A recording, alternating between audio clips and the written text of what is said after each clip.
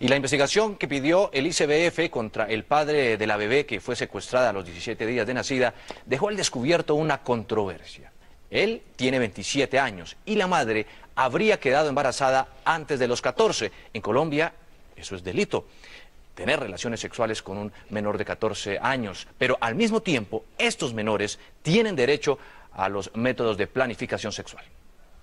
Según el artículo 3 del Código de la Infancia y la Adolescencia, es adolescente una persona que tiene entre 12 y 18 años. El mismo código indica que el sistema de seguridad social debe garantizar el acceso gratuito de los adolescentes a los servicios especializados de salud sexual y reproductiva y debe desarrollar programas para la prevención del embarazo no deseado. Según Profamilia, este código se cruza con el Código Penal que prohíbe a los adultos tener relaciones sexuales con menores de 14 años. Ahí es donde podría aparecer una contradicción. No puede tener relaciones antes de los 14, pero desde los 12 le damos información y métodos anticonceptivos. Porque antes de los 14 años se presume que hay una violación. Habría que hacer la demostración de que hubo un acto sexual violento. Por un lado, la ley busca proteger a los menores de abuso sexual. Por otra, los prepara para la vida sexual. Pero entonces la pregunta es, ¿cómo educar a un adolescente de 12 años o 13 años, que para muchos sigue siendo un niño? Iniciando tempranamente con charlas de autoestima. Entonces, primero fortalecemos esa parte, el autoestima. Luego la construcción de un proyecto de vida. Y ahí, ante la construcción de un proyecto de vida, entonces aparecen los riesgos al proyecto de vida, como sería un embarazo temprano, una infección de transmisión sexual temprana.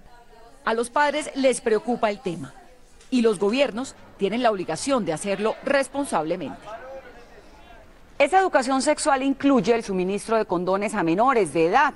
Para entender el tema nos acompaña aquí en el estudio el secretario de Salud de Bogotá, el doctor Guillermo Alfonso Jaramillo. Doctor Jaramillo, muchas gracias por estar aquí con nosotros. Según cifras que maneja la misma Secretaría de Salud, el año pasado se repartieron 2 millones de condones en menores de edad en Bogotá. ¿A quiénes? A jóvenes mayores de 14 años. Es decir, si yo tengo un hijo de 12 años y mi hijo pide un condón en la EPS o en el colegio, ¿se le da? Bueno, normalmente no debemos de hacerlo. Generalmente se lo suministramos a los niños, ya, o yo no diría niños, sino jóvenes mayores de 14 años, en donde consideramos que ya hay una autonomía y tienen conciencia, pero a los menores de esa edad, por supuesto, se les está dando tempranamente una educación. Lo veíamos muy bien y estamos totalmente de acuerdo. Primero las charlas de autoestima, posteriormente cuál va a ser su proyecto de vida y además la posibilidad de explicarle claramente qué tiene que ver o cómo tiene que manejar sus posibles relaciones sexuales en el futuro. Algunos padres de familia se han quejado de que en los mismos centros educativos se les despierta a los jóvenes curiosidad por la vida sexual cuando aún son unos niños. Es entendible, digamos, la política de educación porque, según cifras también de la Secretaría, el año pasado hubo 486 embarazos en niñas de 10 a 14 años. Pero poniéndome un poco del lado de algunos padres preocupados, ¿no es despertarle curiosidad el hecho de que se le esté educando a un niño de 12 años en la vida sexual? Yo personalmente diría que este es un mundo erotizado.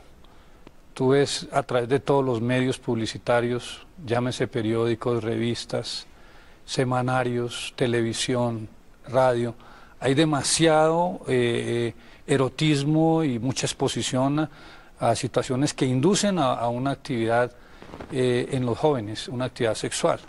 Además, nosotros hoy vemos cómo nuestras niñas y nuestros niños ya no son las personas, ni tan niños ni tan niñas. Yo, por ejemplo, puedo decir que yo antes de los 15 años no comencé a sentirme que verdaderamente comenzaba a evolucionar en mi pubertad. Tuve una pubertad que para hoy sería un retraso enorme, pero eso ha sucedido.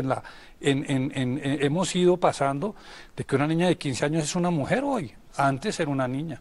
Sí. Tenemos niñas que están entrando a la menarquia a los 9 años. Sí, sí. Esto en una sociedad, por ejemplo, nuestra indígena, ya la convertiríamos en una mujer, que es el paso entre la mujer y entre la niña y la mujer en una comunidad indígena. Sí, entonces esa es una situación que creo que nos corresponde ahora mirar, comenzar a tener una educación como lo veíamos ahora, que me lo explicó muy bien a través de planificación y bienestar familiar, la autoestima que deben de tener los niños. A mí me parece que hoy el problema más grave es que nuestras familias, muchas están descompuestas, están divididas.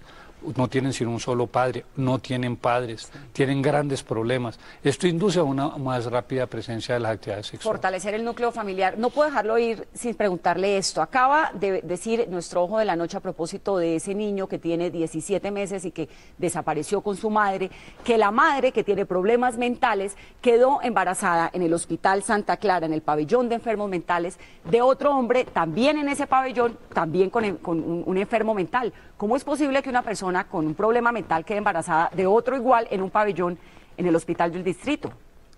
No es el único caso, ¿no es cierto? Por ejemplo, si uno va a algo que me parece un ejemplo muy bello, que es ecoterapia que tenemos nosotros en el Hospital de Nazaret en el Sumapaz. Y ahí tenemos de pronto enfermos que se reúnen y tienen actividades en conjunto.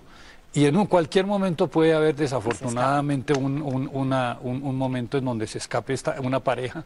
Ante eso es muy difícil. Pero por supuesto que creo que aquí faltó algo de prevención. Todas estas mujeres deben de tener un control mayor de las autoridades. Mayor y además planificación al respecto. Muchas gracias, secretario. Es el secretario de Salud de Bogotá explicándonos uno de los temas del momento.